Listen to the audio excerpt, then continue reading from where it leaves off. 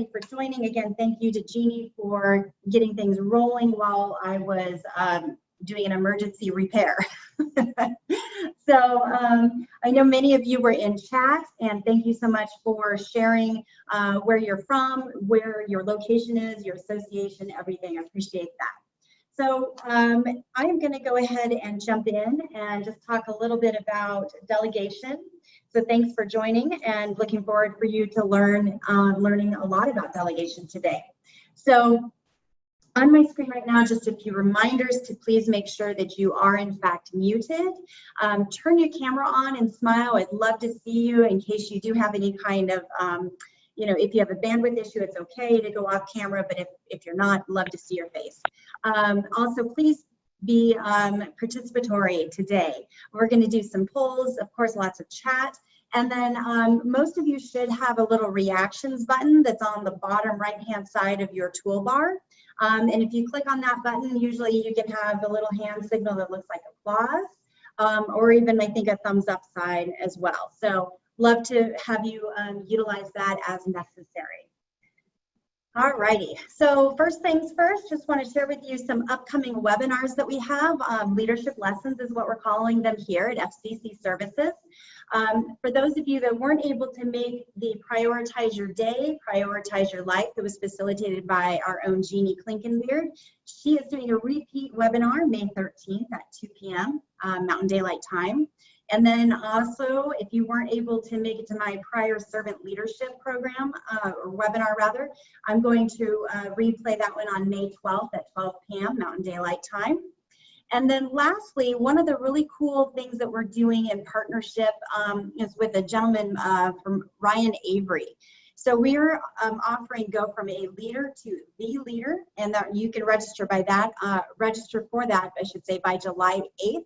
And it's a really cool program, several different sessions. If you go to our website, fccservices.com, click on the training link that's at the top of the website, and then you'll find leadership lessons on the left-hand side. And then don't forget to check our digital channels as well, LinkedIn, Twitter, and Facebook. So thank you for letting me share a little bit more about what we have coming up for that.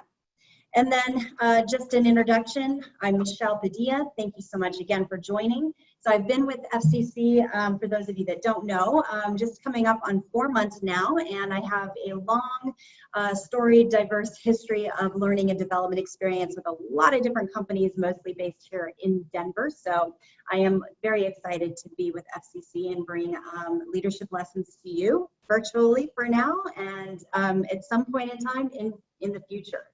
I know that you all have met Jeannie Klinkenbeard already. She is our session moderator. Jeannie, if you'd love to say hi and let them know what your role is today. Hi, everyone. Greetings from Colorado. I will be the moderator, so I'm kind of a behind the scenes role today, and I'll be checking the chat. So please do put any questions or comments that you can think of, and I will be even stopping Michele once in a while so she can see some of the questions. We probably won't be able to address all questions, but we'll do our best to get as many as we can. So keep the questions and comments coming. So thank you. Great, thanks Jeannie, appreciate that. All right, so let's go ahead and jump in and let's talk about the learning objectives. So what is the purpose of today? So the first part of this webinar is really going to focus on the importance of delegating and how to use 4 steps that will help you delegate effectively. And the importance of delegating as a leader is going to be key because you cannot do it all. And I know you might think that you can, but I'm going to show you why you can't. And then the second part of the webinar is we're going to talk about how to recognize some emerging leaders that you may have within your team or within the organization, and some high-level ways to develop their skills. So first things first, we're going to poll. I'm going to launch a poll now, and what I want you guys to think about is if you take a week's vacation, will your initiatives and your priorities advance in your absence? So it's just a yes or no question. Go ahead and take time to answer the poll.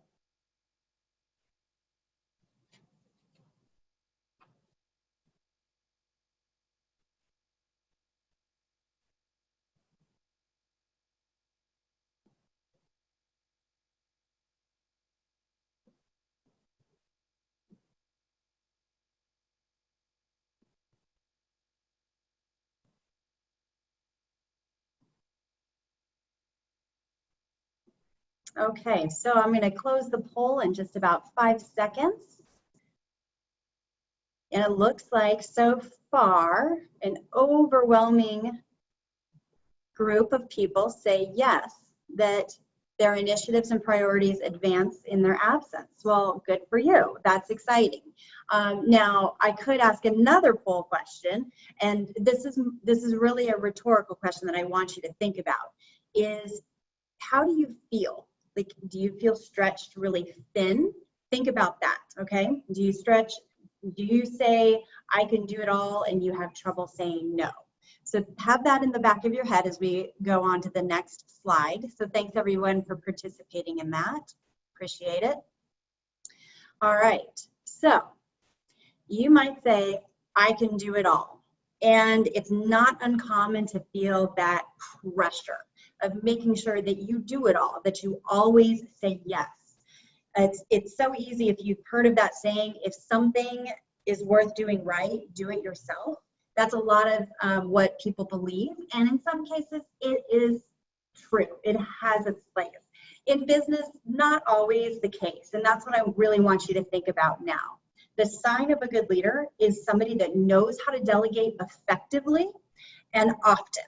A leader that recognizes delegation is a strength, or as a strength is a weakness, is the type of leader that is going to be successful and will really help to develop and grow their team as well as themselves in more of a strategic role. So I beg of you to think differently, that you cannot do it all, and that is okay, because it is a lot. So I'm going to walk you through some failures to delegate.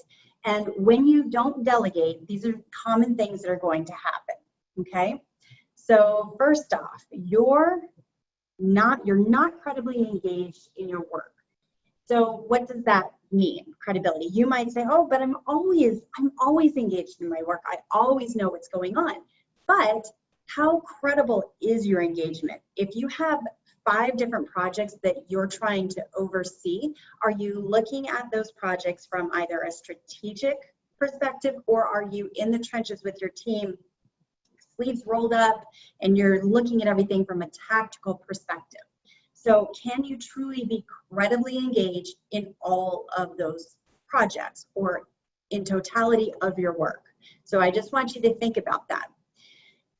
There are so many times that you have goals, and sometimes people forget about goals and they think quantity over quality. So if you have 10 goals and 10 things that you want to do in 1 year as a leader for you and your team, some of those initiatives are going to lose steam, and they become back burners because you get unexpected projects and work that are put on your plate by your leader. Maybe you're a director and your SVP put something on your plate, or maybe you are an SVP and your executive vice president puts something on your plate. So there's always things that are coming from you, are coming for you in all different directions, okay? Even if we take a look at coronavirus now, most of us didn't realize that it was going to be as severe as it is, so it really hit us all very hard.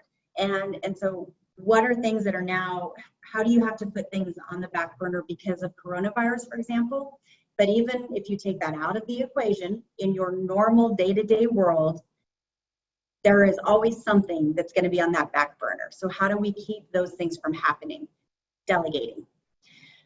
The other part of this is being so stressed out, being stretched too thin. You feel burned out. So here's where I'd like for you to use your reaction button. Okay, again, for most people, it should be on the bottom right corner of your menu bar. And it's a little smiley face. If you click on that, I just would love to see how many of you, by raising your hands or giving me the thumbs up sign, definitely relate to being stressed out, burned out. How many of you? Katie, I see you've got thumbs up. Courtney, Dana, Angie, oh yes. Please don't be shy. Amber, yes. You know, there's so many of you that are putting your thumbs up, yes, because that's not uncommon to feel that way, and that's okay.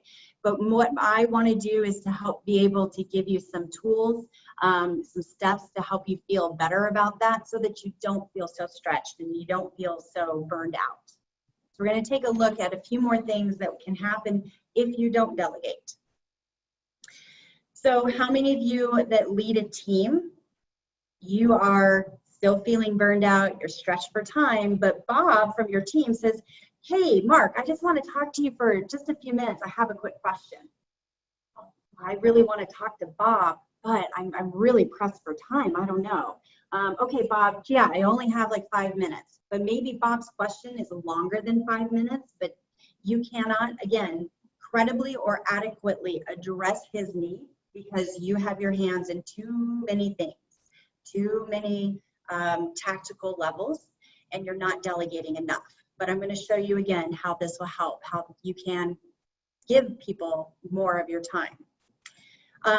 If you're executing other people's work, that's going to hold you back from leading your team, because I think we know that there's a difference between leading and also managing. So if you've got your sleeves rolled up and it's all hands on deck, the question is, does it need to be? So that's, again, some food for thought that I want you to think about as you go back to your job.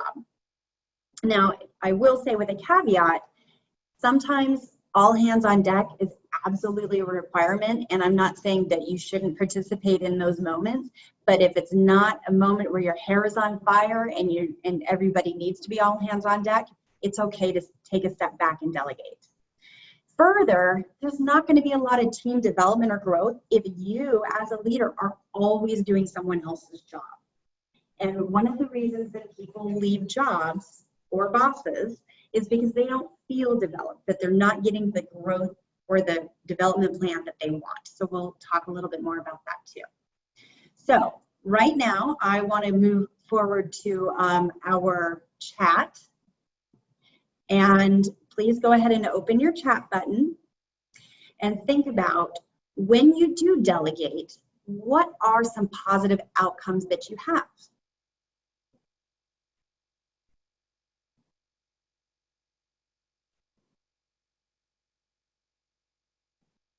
New ideas, growth of others, oh, relief, absolutely.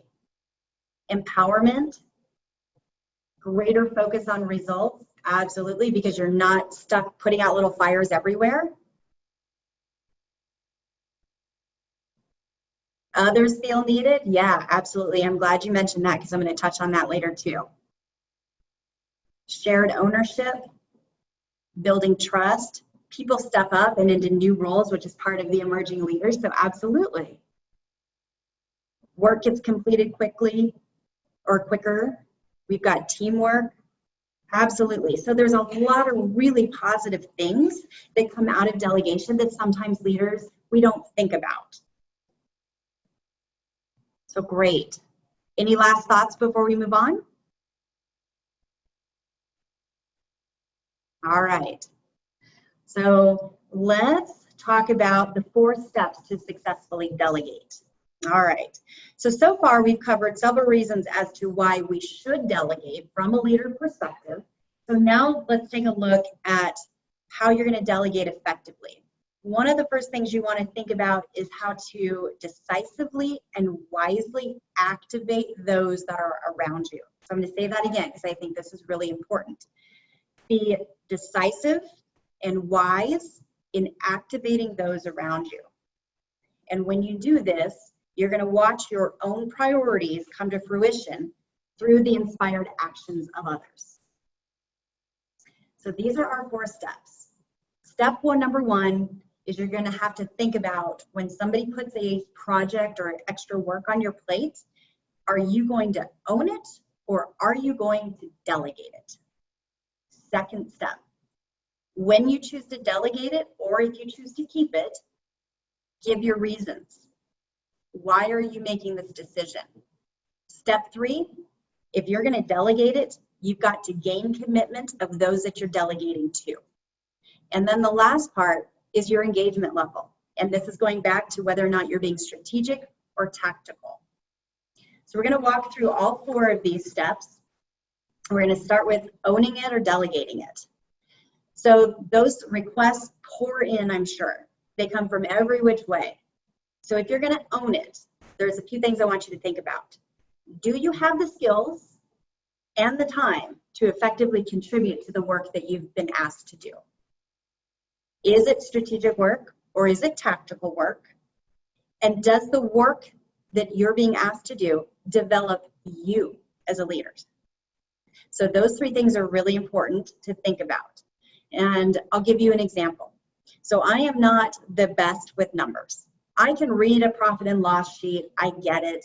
I can do it. But if someone actually said, Michelle, I need you to put together this P&L sheet and this balance sheet and tell me about your budget for leadership and development, I might go crying in a corner because it's not in my wheelhouse. It is not something that naturally comes to me. But instead of saying no, I know somebody on my team that can do this, that has a background in it, and someone that might actually enjoy it, even though it may not be a daily part of their job. So I'm going to delegate it because I'm going to find the person where the work will fit that person's skill set. And who else on my team can help with this? Because maybe the project is too big for one person, so can I spread it around? And how am I going to be able to upskill my team by delegating? So those are the things that I want to think about. As we walk through these 4 steps, we are going to do it with the mindset of taking a topic and delegating it to our team. So even though there's going to be some cases where you can own it, in this case, for this webinar, we're going to delegate in all 4 steps. So we're definitely going to delegate the work of creating a budget or a P&L, an account and balance sheet. I don't even know if I'm using the right words. That's how little I know about numbers, but we're going to move on. So step 2. So I'm going to give my reasons. I am going to give meaningful reasons for the team for their involvement, not just about business reasons. Hey, we need to know this because we have to report a budget to our CFO. That's just a business reason, and it's still good, it's still valid, but I want to explain to my team how they fit into this project. Why is it important? How are their contributions going to affect the greater good? And I want to know what is my team's collective knowledge, skills, and abilities. If you've heard KSAs, I will refer to these as KSAs. So knowledge, skills, or abilities. So what are the team's KSAs to handle the work? Am I looking at the right people? Sometimes I might need to reach outside my team to a colleague's team, or bring somebody on that's got the right skills to help my team, and that's okay too. And you might have to do that when you look at the team's workload. Okay, so is the team's workload substantial? Is 3 out of the 4 people on my team doing more work than another person, and why is that? And for that person that has a little less work, what am I going to do to increase their workload? Because the idea of delegating has to be strategic. I don't want to just provide all this work to my team so that I can just sit back and enjoy the perks of being a VP or a director. No, that's not my point. It is all about teamwork and being able to delegate effectively so some work gets done correctly.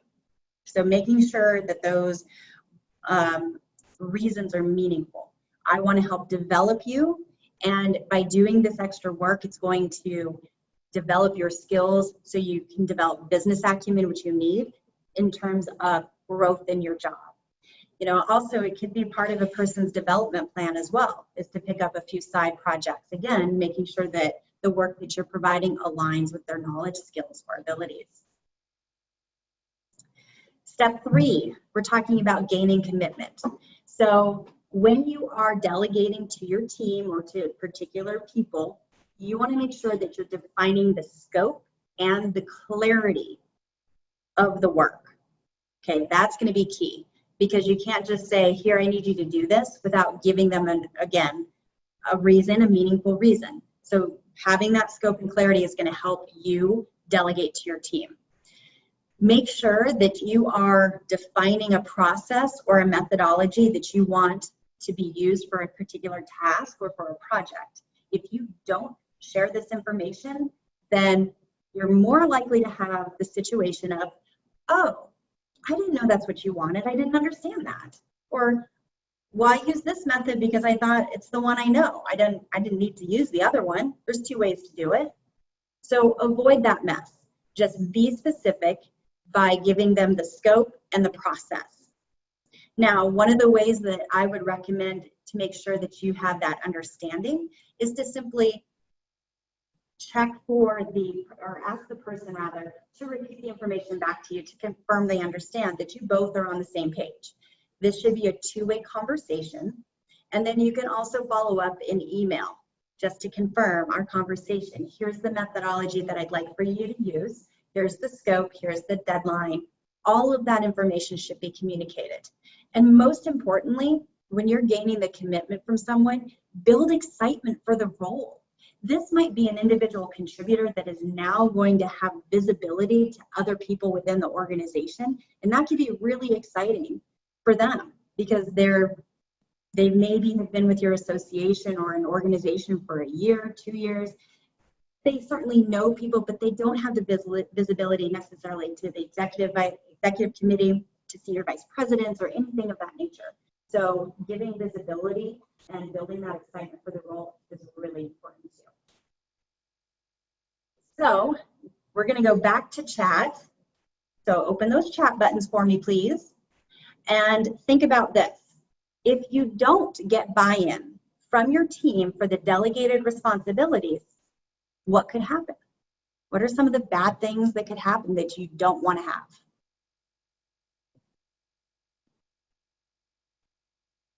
Project failure, huge.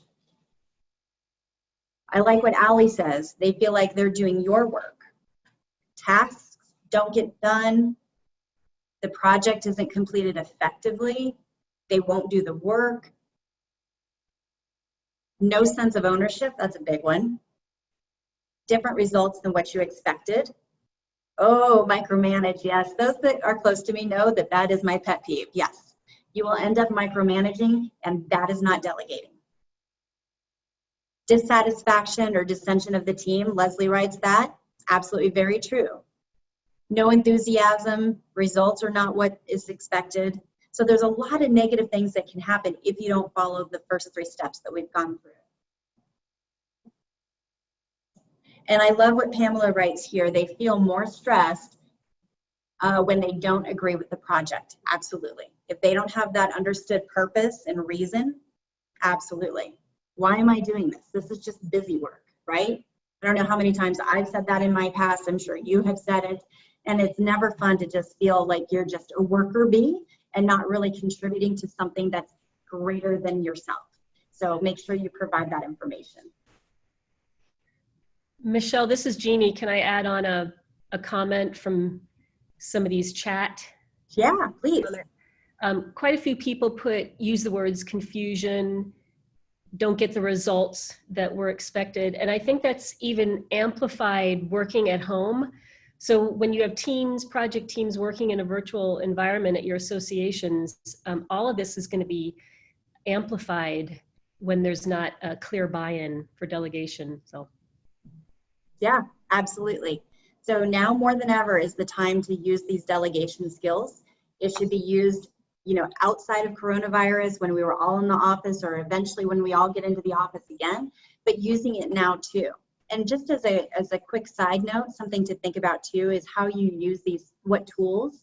The delegation doesn't change, but you should be still using tools and picking up that phone or being on a Zoom call, using instant messenger if you have it at your association. Still making sure that you've got the scope, clarity, the buy-in, you're gaining commitment, and giving good, solid reasons, regardless of the situation. So great point, thank you. All right, so step 4, your engagement level. So someone mentioned the micromanaging. So here's what we want to think about for the frequency of your engagement. How complex is the task or the work that you're delegating? And who is experienced in the team for that task? And then you need to think about, what does the team require? Do they need additional resources? Do you need to put them in touch with the correct resources for them to do the work? Are there people, information that they need that they may not have access to? And how many touch points? Now, this is where you have to think, like, it's easy for you as a leader to say, oh gosh, this is really complex. Maybe I should be doing it myself. Anything worth doing right is worth doing yourself, right?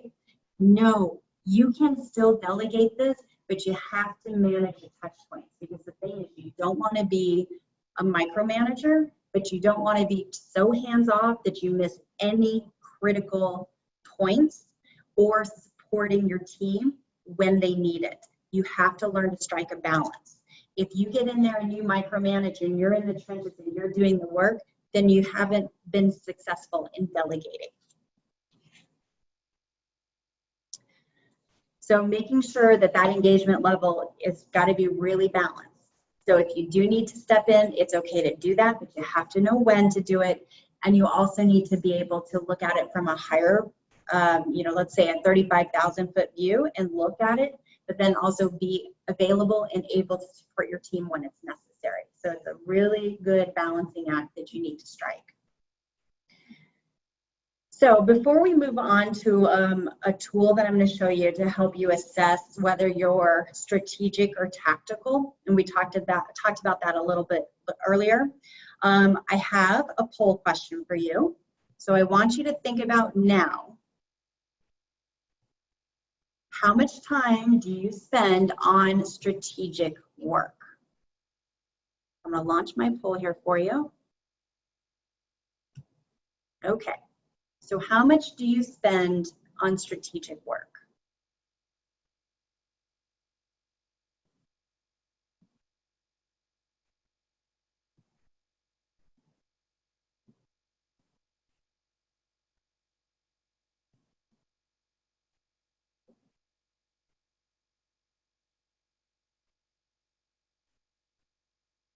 So I'm seeing some interesting numbers coming in.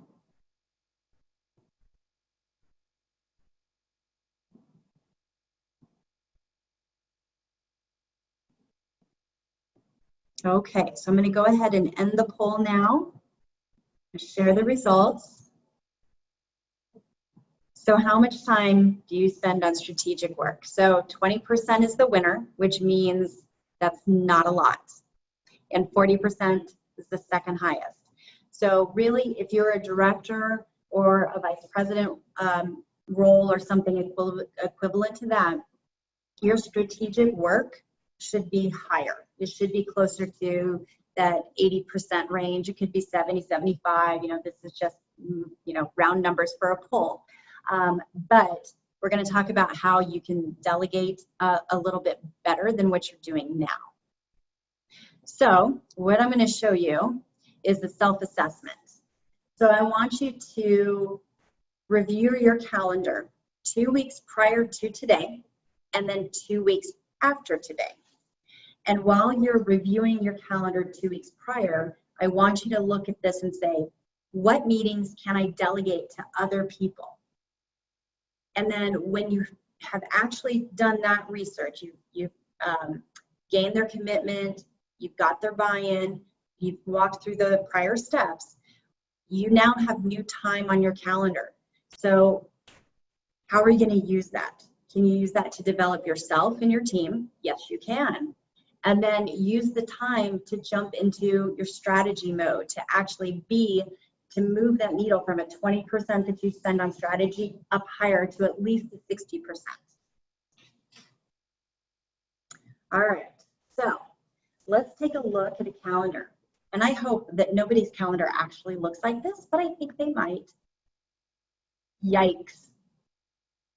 So just show me in your reactions, just use your reaction button. How many of you have calendars that look similar to this? I'm sure it's a pretty good amount. I see Jennifer, she's got her thumbs up. Roger, Matthew, Karen, yes. Oh, yes. Okay. So I think we can all agree, whether this is something that is your life that you live weekly, or if it's not, you can look at this and say, oh my gosh, this is really overwhelming. So we've got a VP one-on-one meeting. I had to pencil in time to email do email cleanup and responses. Otherwise, things just start to slip away, and then I'm not timely in my response. I've got different team meetings. I have one-on-ones. I have to review a weekly report. I have a marketing meeting, another weekly check-in, strategy session. There's my 20%. I've got a weekly client call, and I call them client A, and then I have a client B call as well. And then I have a couple areas where DND, as in do not disturb, because I have to get my work done. I am so full. If I don't block out specific time on my calendar to get the work done that I was hired to do, I'm going to struggle getting that done. So then I also am busy. I've got an all director lunch. I have more leadership meetings, a second interview with a candidate. I've got something personal going on.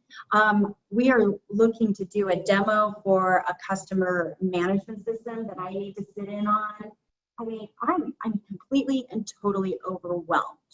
So go ahead and open up chat. I'm doing kind of a chat that's on the fly.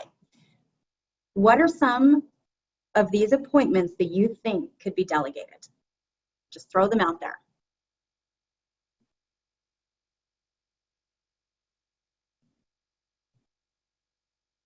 Team meeting, yes.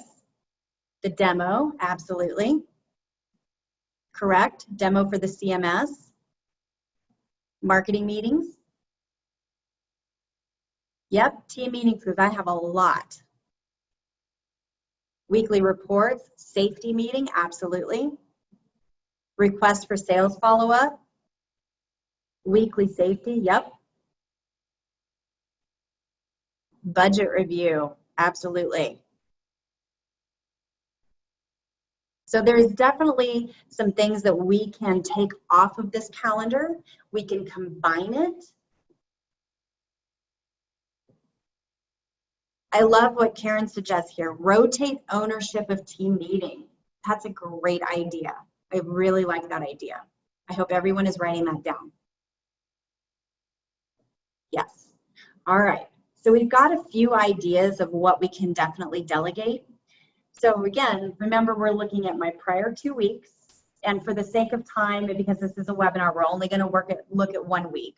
But we're going to make the assumption, because so many of these say weekly, that this is a repeating situation. So my first 2 weeks will absolutely look very similar to what you see now.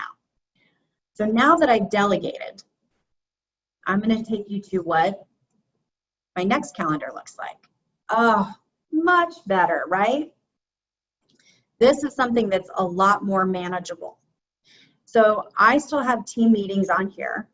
Marketing meeting, I could delegate that. It's going to be it's going to depend on what maybe is being discussed or who is on the invitation list of whether or not I do that.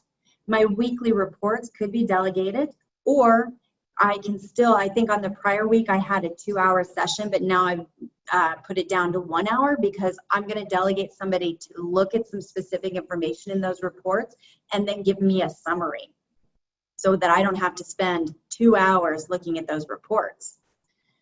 And then I've got project updates. Oops, sorry. Project updates here. So project updates is a consolidation. So I've decided to take so many of those project client A, client B, you know there's going to be client C and D in there, and anything else that might be a special project, and I'm going to put it into a project update.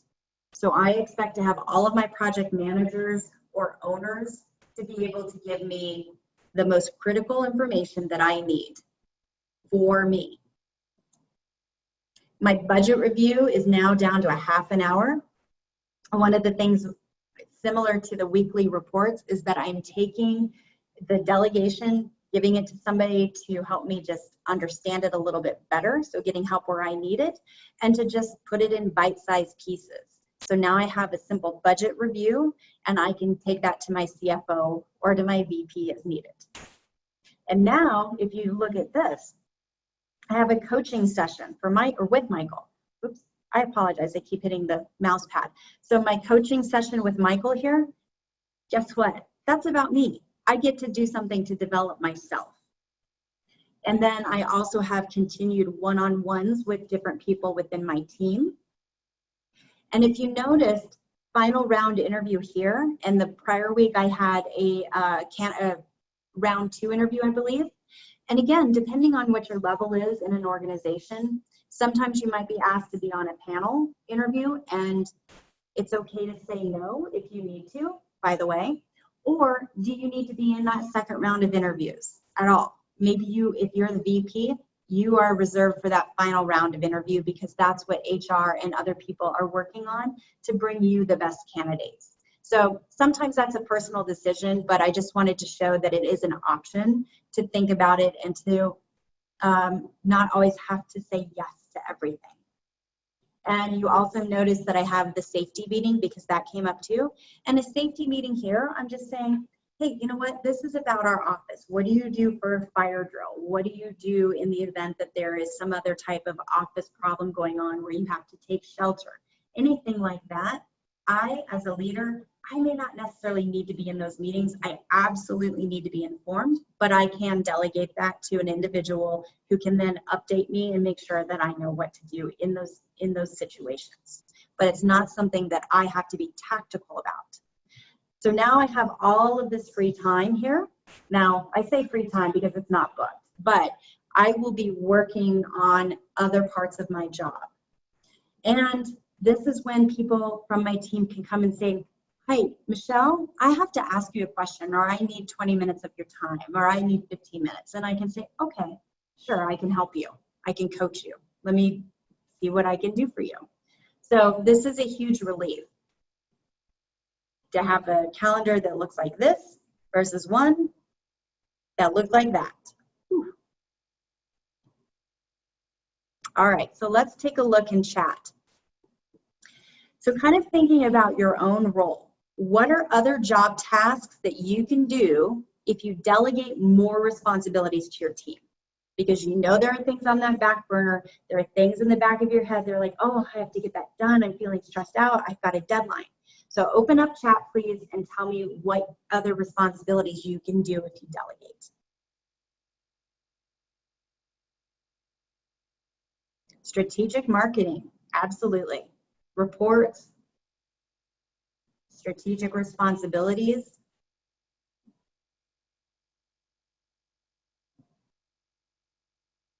Can anyone share a little bit more, something a little bit more specific? I love more coaching, yes. Collaboration with other department leads, very true. Process improvements. Prospecting new clients, absolutely. Integral part of sales. Great. Help your team with their goals, 100%. Oh, love, Bob. Ideation across the association, yes. That's that collaborative effort. Try not to be siloed. Sometimes you can't help it, but if you can be a change agent and move that silo away and make it collaborative, that's a great thing to do. Keith says, work on a 3-year business plan. Absolutely. And Keith, I have to wonder, is that something that's burning in the back of your head that you know you have to get done? This just might be a little hard to sit down and actually start the plan. Yes. Because that sounds like that is going to be a beast. And I'm sure that you will start delegating appropriately to those that can help you. All right. Keith, I'm not picking on you. I just thought that was a really good specific action item. All right. So now that we've looked, one of the things I want to ask is a commitment. So while you're in chat, can you all commit to taking a look at the prior 2 weeks of your calendar and then the upcoming 2 weeks and actually decide how you're going to delegate? Yes. Yes, yes, yes. Sure thing. Awesome. Good. That's what I want to hear, because this webinar was designed to help you guys. Awesome. Okay. So we're going to take a look at the emerging leaders, because you have them, but you might not know how to recognize them. So we're going to look at the people that you've got either on your team or in your organization who can help carry your work across that finish line. So some of who they can be: achievers, agents of change, you heard me mention that earlier, developers, team players. So the question becomes, how do you know who these people are? So how do you know? And one of the ways that I think is really important is, and I know a lot of associations use assessment tools such as Myers-Briggs, DISC, Gallup Strengths Finder, all sorts of tools like that, predictive index, for example.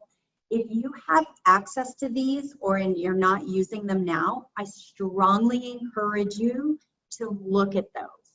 If you understand who your team members are and what their strengths are, their natural skills and abilities, it will help you delegate. So I just want to put that out there. Looking at those tools will help you understand who the achievers are, the agents of change, and so on. So let's take a look at one of the achievers who is that emerging leader. This is a person that you can always count on. They're dependable and they will check that box. They love lists. They're like, oh, it feels so good to cross that off my list, because they know that they're always getting things done. And one of the great things about achievers is that they're going to produce great work, and they're going to do it maybe often more than their peers as well. Agents of change. I love the agent of change because this is the person that can be a little bit misunderstood. They might ask a lot of questions, and it's not because they're being necessarily difficult, but because they're challenging the status quo. They're thinking about how something can be done differently or better. So they are going to be the ones to initiate that challenge and growth in your organization. They are the visionaries. Now, sometimes they're really also good at execution, but sometimes they might not be. So it'd be a good idea to look at your achievers and an agent of change and see how you can divide the work or give work to those two people in order for them to actually have a vision and achieve it. So some food for thought there. And then you've got your developers. Your developers are the ones that desire to develop their own skills and other skills. They're relationship driven.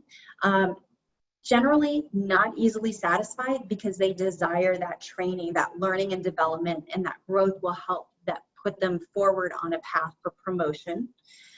And then you also have your team players. These are the ones that are collaborative. They're really strong communicators. They love to get input from a lot of different people, and they like to build consensus. So these are some characteristics of some high potential emerging leaders that you have on your team. So my question now is, are you thinking about who's on your team and who might fit these particular profiles? Yes, I'm sure you are. And so then the question becomes, how do you develop or upskill these people once you have them identified?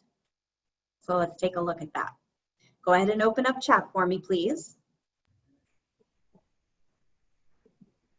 So how do you develop or upskill your emerging leaders?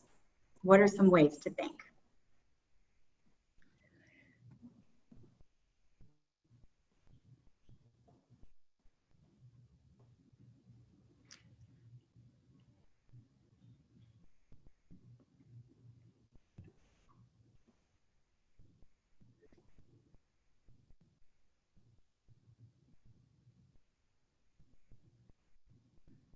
Have them run a quarterly sales meeting. Stretch assignments to use untapped skills. Yes, absolutely, Karen. Stephanie, great. Educate them. Follow up after the delegation. Ask them, what did they learn? How did it go? Pamela says, train them to do your job. Yes. Jennifer, give them challenging projects to utilize their skills. And Leslie says, include them on global projects.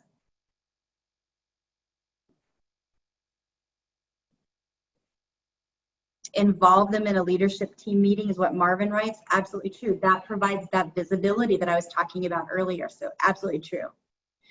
And Clarissa, find out what their personal goals are. Absolutely. So what I'm hearing you guys, if I'm going to kind of take away the specificity, which by the way I love, so thank you for sharing those.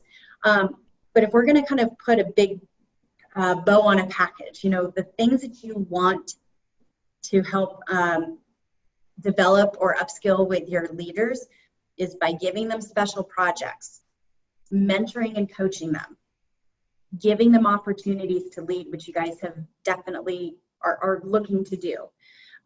Create a development plan. That's a really big one.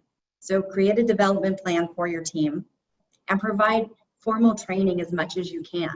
So for example, if you are aware of the leadership lessons that we have coming up, and we have Jeannie's Prioritize Your Day, Prioritize Your Life coming up, for example, recommend that they attend that because that's something that would benefit them. So giving them those opportunities both inside your organization as well as outside the organization, that would be really helpful. Michele, this is Jeannie. Can I jump in with a question and comment that came up earlier? Absolutely. So I'd love to open this up to the group for some suggestions. If you are new to your association and you may not be as comfortable and confident in the procedures that go on and the processes that go on in that association, and yet part of your job is to lead a team and possibly delegate, what suggestions would you have? Again, for someone who is fairly new to the role, new to the association, and yet part of their job is to delegate things that they're not necessarily confident in. What suggestions? So if y'all would share in chat.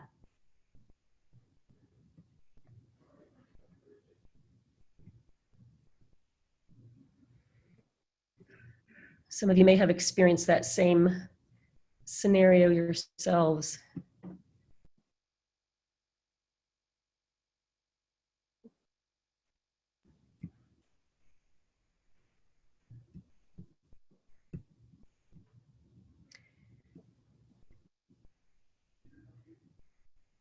And I'm going to go back to a response. One of the responses that did come in to that comment was that this happens more often than we'd like. Mm-hmm. These people need reasons for buy-in and engagement, offer new opportunities to lead a project.